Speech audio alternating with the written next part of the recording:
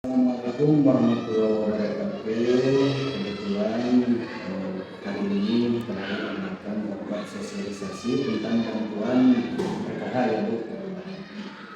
Sesuai pertanyaan-pertanyaan dari masyarakat terkait satu kriteria, kedua banyak permasalahan di kalangan masyarakat penerima bantuan yang tadinya muncul jadi tidak muncul.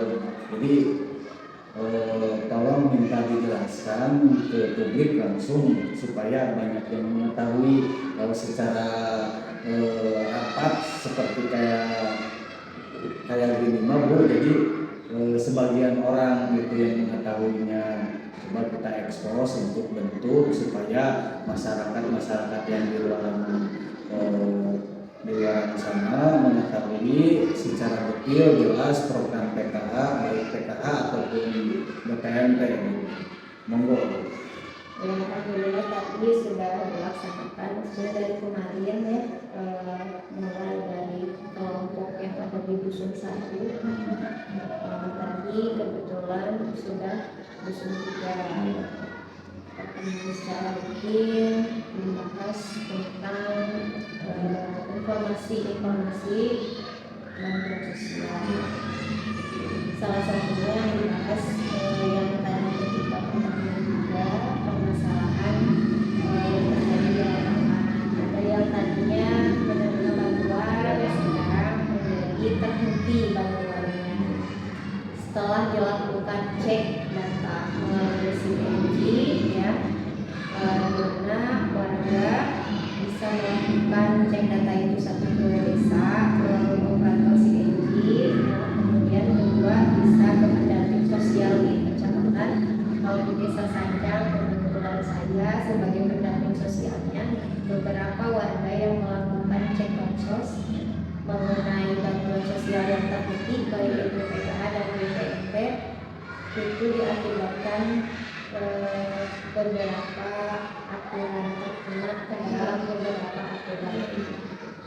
Yang pertama ada yang terkena setelah melakukan cek bansos itu masuk ke dalam keluarga yang salah satu anggota keluarganya terlibat ke dalam salah satu terblokirnya bantuan baik PKH maupun BPNT.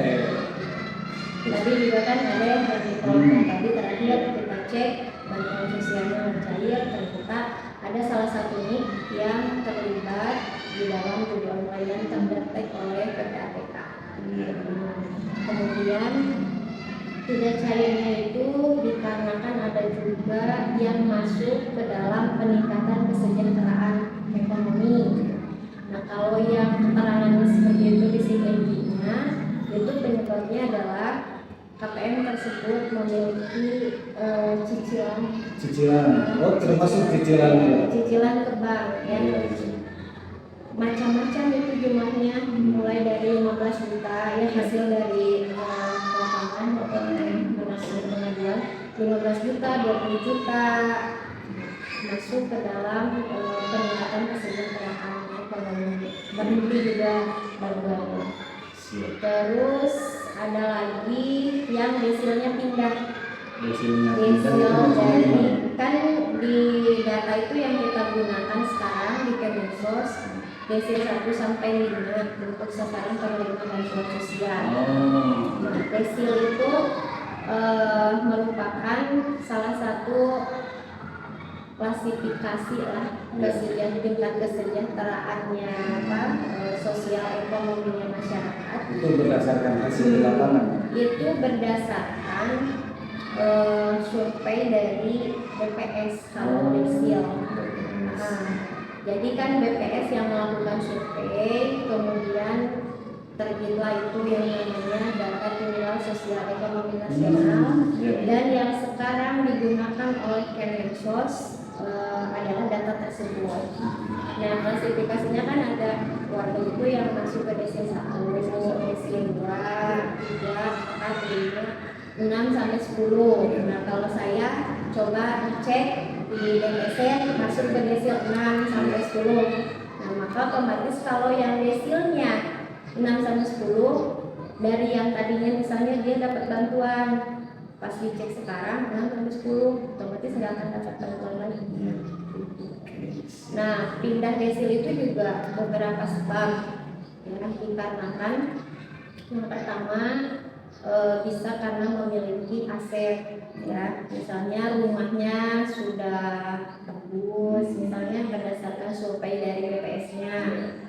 Kemudian yang kedua dilihat dari aset, misalnya aset bergerak, tidak bergerak. Kalau yang bergerak itu seperti punya motor ya, motornya motor bagus itu, motor mewah ya. Kemudian punya mobil, terdata di BPS, dan itu juga kita bisa akses di SIKNG. Operator SIKNG juga bisa lihat ya data desennya, kita juga pendamping sosial bisa lihat aset yang dimiliki oleh warga. Kemudian juga ada aset yang tidak bergerak seperti tanah ya, tanah itu kan surat-suratnya kan ada yang terdeteksi langsung. Jadi contohnya gini Bu, minta penjelasan kepada pendamping itu, jelaskan yang menangani di bidang sosial. Kebanyakan pertanyaan dari kepada pihak pemerintah desa mengungkapkan supaya banyak masyarakat desa Sancang mengetahui. Jadi aturannya seperti itu, tidak bisa dipastikan bahwa penentu itu yang lolos dan tidak lolosnya itu pihak pemerintah desa, bukan ya, bukan seperti itu dan dijelaskan oleh pendamping. Jadi posisi masuk kriteria tersebut itu berdasarkan hasil dari survei lapangan waktu BPS, dari pendataan seperti yang Ibu katakan tadi, yang punya motor, punya kulkas, TV gitu. Tapi sekarang itu bisa juga mengusulkan ya. Nah, untuk pengusulan itu kalau misalnya di desa Sancang ada warga yang benar masuk ke dalam kriteria warga miskin ya. Kemudian selama ini tidak menerima bansos ya, boleh nanti dicek dulu datanya, datang bisa ke desa ya melalui operator SIKNG, dicek dulu datanya apakah data kependudukannya dia sesuai ya, sudah masuk atau belum ke dalam desil 1-5 tersebut. Kalau misalnya belum masuk, nanti bisa diajukan melalui musyawarah ya, musyawarah di desa, lalu diajukan melalui aplikasi SIKNG yang dipegang oleh operator di desa. Kemudian selain itu ya, pengusulan itu ada juga sekarang yang melalui jalur mandiri, yaitu melalui cek bansos. Nanti boleh di-download dulu di Play Store aplikasinya cek bansos. Cek bansos. Aplikasi cek bansos. Biasa di-download di Play Store. Download di Play Store. Nanti boleh minta bantuan lah kalau misalnya ada yang tidak bisa dipahami. Kalau mau ke pendamping boleh, mau ke desa juga boleh. Kalau ada yang paham ya untuk pengajuan mandiri. Nah, di aplikasi cek bansos itu kita bisa mengusulkan diri sendiri kalau misalnya memang layak ya untuk mengajukan, bisa juga mengusulkan orang lain. Jadi sebenarnya lebih mudah untuk sekarang. Jangan sampai tidak layak, tapi kepengen layak, hilangkan perkiraan seperti itu.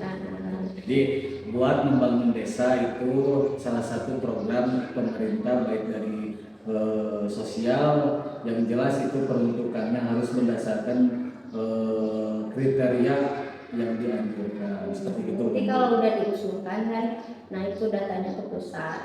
Nanti yang menilai setelah dipusat kan ada cek sama pendamping. Kalau pendamping masuk ke aplikasinya pendamping. Jadi mau itu yang dari desa atau dari aplikasi cek bansos itu naik dulu kan ke pusat, dari pusat turun lagi ke aplikasi yang pendamping, dilakukan cek. Setelah cek kan mulai ke pusat, kemudian yang menentukan layak dan tidak layak itu. Satu lagi Bu, terkait bantuan, kita kan kesulitan dari pengajuan masyarakat yang berdasarkan kelayakan yang didata oleh RT RW. Mungkin data tersebut kita rekap di desa. Sudah direkap. Nah, itu berdasarkan hasil real di lapangan orang yang memang masuk dalam kriteria bantuan tersebut, baik PKH maupun BPNT.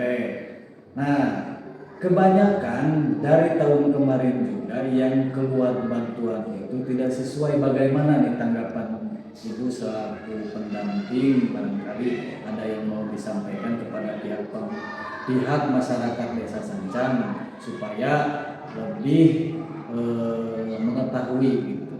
Kalau sekarang itu kan banyak perbaikan, banyak perbaikan dari pusat yang tadi dilakukan mulai dari aset. Sudah dilihat, makanya sekarang itu banyak warga yang dulunya menerima bantuan sekarang jadi tidak menerima bantuan karena terdeteksi tidak layak gitu ya.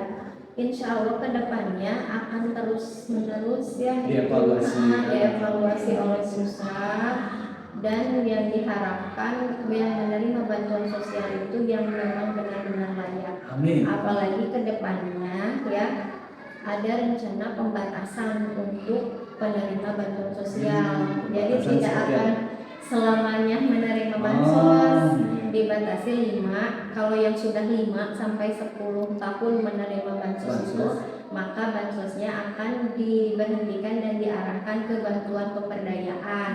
Nah, itu diharapkan nanti akan naiklah kuota bagi yang belum pernah menerima bantuan sosial dan layak untuk menerima bantuan sosial, nantinya bisa mendapatkan bantuan sosial. Seperti contoh di kartu itu ada periode, bukan periode ya, tahunnya kan gitu.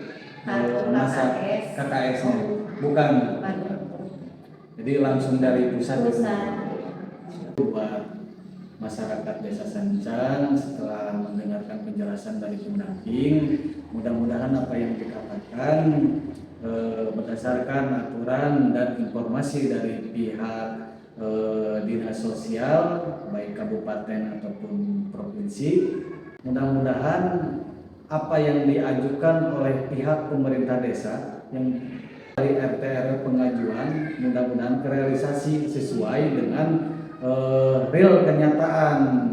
Pesan juga buat masyarakat Desa Sancang yang tadi permasalahan tadi itu tolong dijaga datanya dengan baik. Karena apa? Karena pinjaman ke bank, baik judol, terus apa lagi itu? Yang naik desil itu salah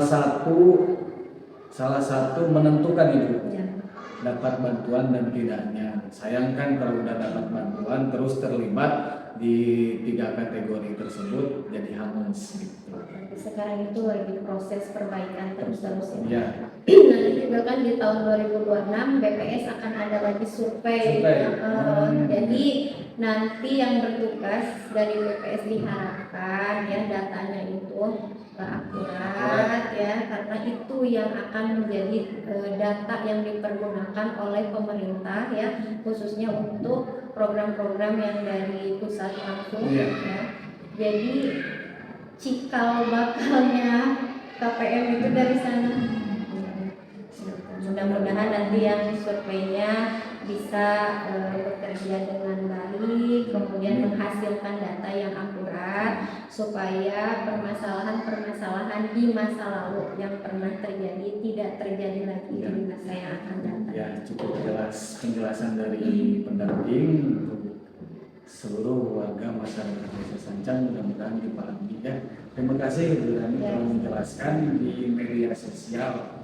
Mungkin ini akan diupdate di media sosial supaya warga masyarakat Desa Sancang khususnya semuanya bisa mengetahui terkait informasi yang disampaikan dari mulai